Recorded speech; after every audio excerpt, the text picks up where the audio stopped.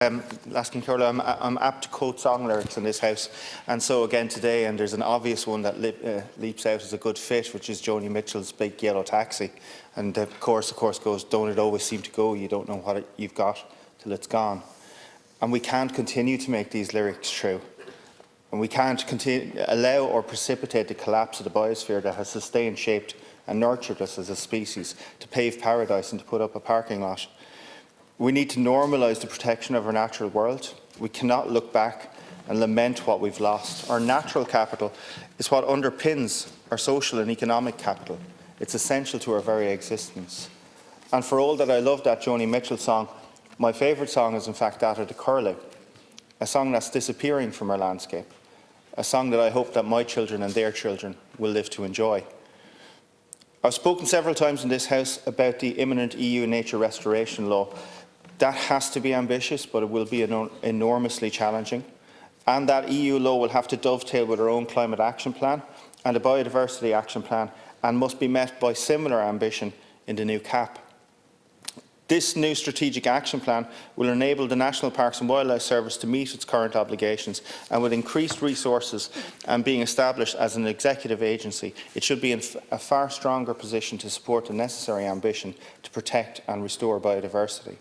We need to begin to plan for the departmental capacity and resources needed to take on this challenge, restoring habitats at scale and addressing land use change and forestry emissions. Our land is our greatest resource in terms of carbon sink and carbon sequestration potential. I think fast-tracking the recruitment of the 60 additional staff into the NPWS is extremely welcome, as in so many other sectors, as we begin to face up to the climate challenge and biodiversity loss with sincerity. We need to ensure that we have a qualified workforce to meet the employment opportunities created. We must ensure that our schools and universities are delivering quality programmes of study and research and developing flexible career pathways in biodiversity and nature. That means more ecologists, more botanists, more environmental scientists throughout the national and local government structures, throughout businesses, across all of society, and better paid jobs for them to go into. The entry-level salaries for ecology, for example, are woefully inadequate at present. We need to be attracting the best and brightest into this sector.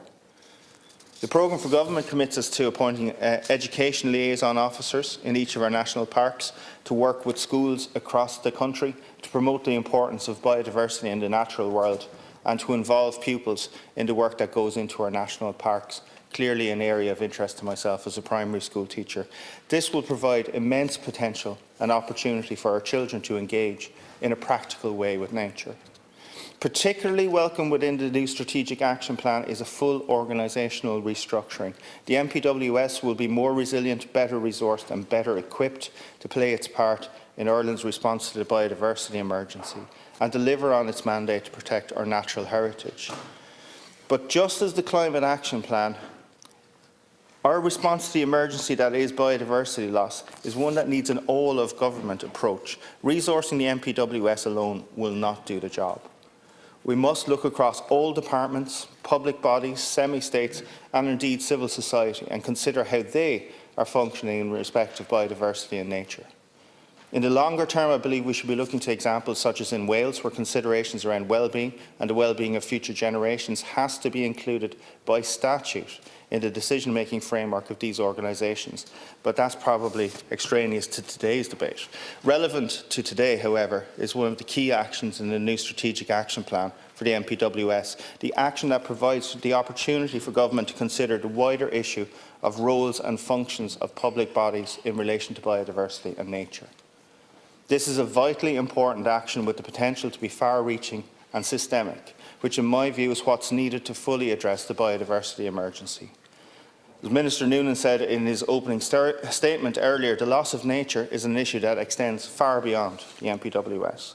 This action stems from Recommendation 11 in Jerry Kearney's report on the renew phase of this process, which stated to consider a wider examination of the broader constellation of state actors with significant responsibilities in relation to biodiversity and climate action. This would establish clarity as to where responsibilities lie, whether there are ambiguities, where gaps exist, that they are addressed coherently so that the state's response in relation to biodiversity and climate action can be delivered coherently and effectively.